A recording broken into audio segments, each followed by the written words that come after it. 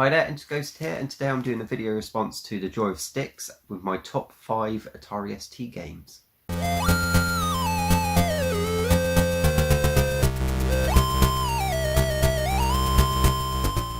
So yeah, if you've never heard of the Joy of Sticks, he's a really good channel.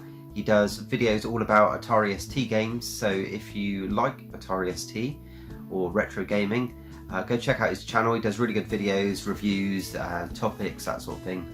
And yeah, his topic he posted up recently was everybody to put in their top 5 Atari ST games, and then he'll assign them scores and then find out what the overall total is to get the ultimate list of Atari ST games in order.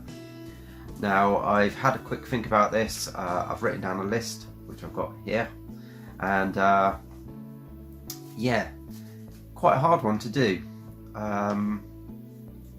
There was only sort of a handful of games I played a lot of on the Atari ST, but there was loads of other games which I did enjoy and could have been on the list. But yeah, so what I've done is I've got 10, so I've cheated a little bit. So I'll do the top 10, but if you take the top 5 from my list, you can add those to your overall list. So at number 10, I've got The Secret of Monkey Island. Now, the reason that this isn't higher on the list is because I used to play this more on the PC, and the graphics and the sound was better on the PC version. But I think the first time I actually played it was on the Atari ST. So it's got to make the list really. It's one of the top point and click adventure games, and one I really enjoyed. I did think about putting Simon the Sorcerer on this list, but I don't think that was on the Atari ST, or I never played it on there, so that would have made the list had I, but I think that again was more sort of PC era. So yeah, Secret of Monkey Island. Number 9 on the list, we have Golden Axe. Now, this is a game which I actually got with the Atari ST on the Power Pack, and it's a game which I think I enjoyed because it had the 2-player aspect to it, so you could both plug in a joystick and control a different character, much like Double Dragon, Gauntlet. I used to enjoy all those sort of games because you could play it with your friends at the same time. But I think Golden Axe stands out the most. I think it's one, I think I actually completed it as well, so that also puts it higher on the list. Yeah, just a really good hack and slash arcadey style game. So number 8, this changed. I only thought of this at the last minute, and it was Megalomania. And this is a game where you have to take over a map. You put your little guys on the map, and you have to advance through tech levels. So you start off with stones and spears and catapults, and then you work your way up, and eventually you get to like aeroplanes, and I think, do you even get spaceships at the end? But it's a game I never really got very far in because I wasn't that good at it, but I used to come back to it time and time again, so it's a really good game, Megalomania. Number 7 on the list, I think this might be on a few people's lists, not because it was particularly a great game, but it's New Zealand Story. I say it's not a great game, it was a good game, but I think it's one of those ones which everyone used to love. It's very colourful, good music, pick up and play. But again, I think it's one of those games where I used to play the first few levels over and over again, but never actually got that far into it. I think I did complete it once, but that was with a hacked version where you had like infinite lives or invincibility or something like that. But yeah, really cool little platformer game. So number 6 we're on. This is Escape from the Planet of the Robot Monsters. Now, I wanted to put this in my top 5, but there was 5 more in its way, so yeah, I wish I could put this in my top ones, but it just missed out. And it's sort of like it's an isometric, sort of looking down diagonally at the screen, and you have to run around shooting all the robot monsters and saving workers, people like working on computers and stuff. So you run around collecting up people, and the levels were just really huge. I like the style of the game, I like the humour in the game, and the sounds are really cool. And yeah, one which I would really recommend people play. So we're in the top 5. These are the 5 games which I'm submitting for the ultimate list for joysticks. And number 5 is Llama Tron. Now I'm not sure if this was a commercial game or if it was sort of like a homebrew game, but it was it's just like a really crazy fun game.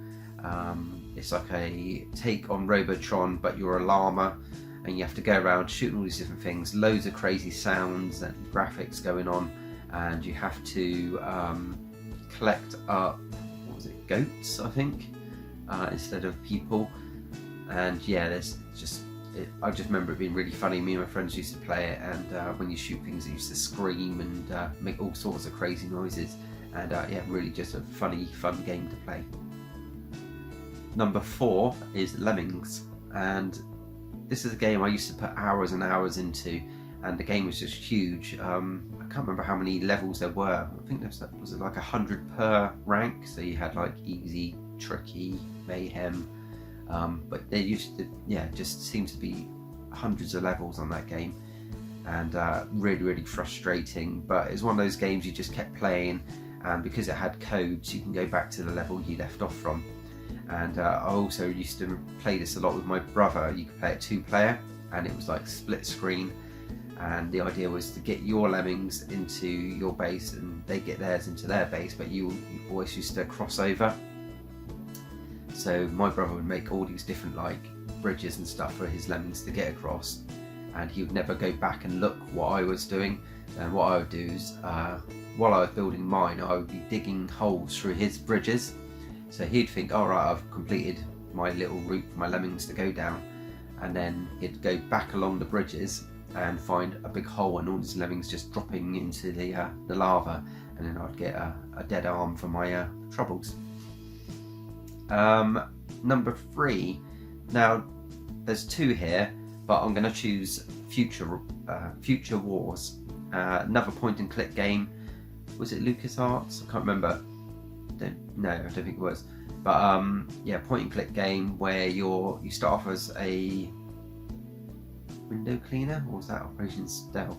Basically, there's 2 games. One's called Future Wars and one's called Operation Stealth, and they were by the same company. And I think actually might have been one might have been the sequel or the other one. I'm not sure. But yeah, just really good graphics. Again, humour was in there, and the little puzzles and things. And with Future Wars, over the other one, is that you went to different times and different locations, so it was set outside of the real world, and yeah, it just really captured my imagination. Another one I'll throw in here, not on the list, but Loom was a really cool point and click game which I had as well. So I used to love point and click games on the Atari ST. Number 2 is Chaos. Now this was a remake of a ZX Spectrum game by Julian Gollop, and it's sort of like a monster style chess game.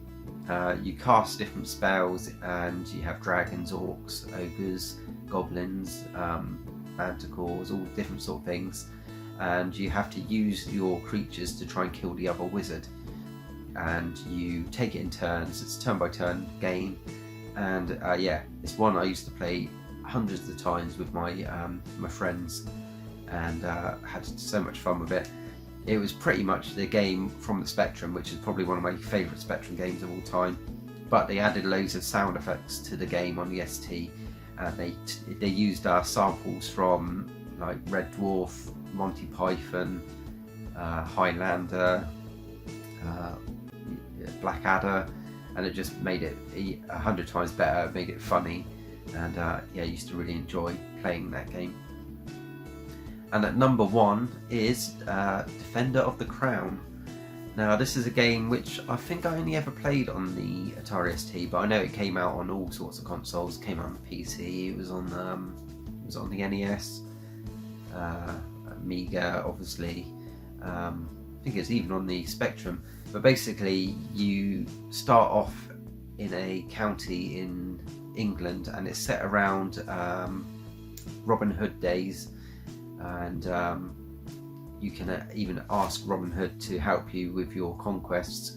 And basically you have to capture different areas on the map, and you have to try and take over the whole of England. And you have different kings or dukes, I think, who have different areas on the map, and they're trying to spread out as well as you. So it's just like a conquest game, but it's just based in England around the time of Robin Hood, using his legend. And you also have sword fighting bits in it, which is a bit like Prince of Persia style fighting. And you also had bits where you had to raid castles and fire catapults at the walls and that sort of thing.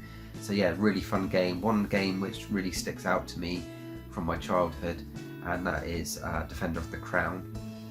Obviously there's loads of games I haven't put on the list, and they would have made it on there had I done a video about twice the length of this to list them all.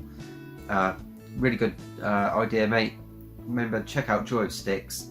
Also, if you did used to play ATARI ST or had an ATARI ST, comment in his video and leave your top 5 games. You don't have to do a video response, you can just leave a list, or go on Twitter, look up the Joy of Sticks and comment on there with your top 5 games.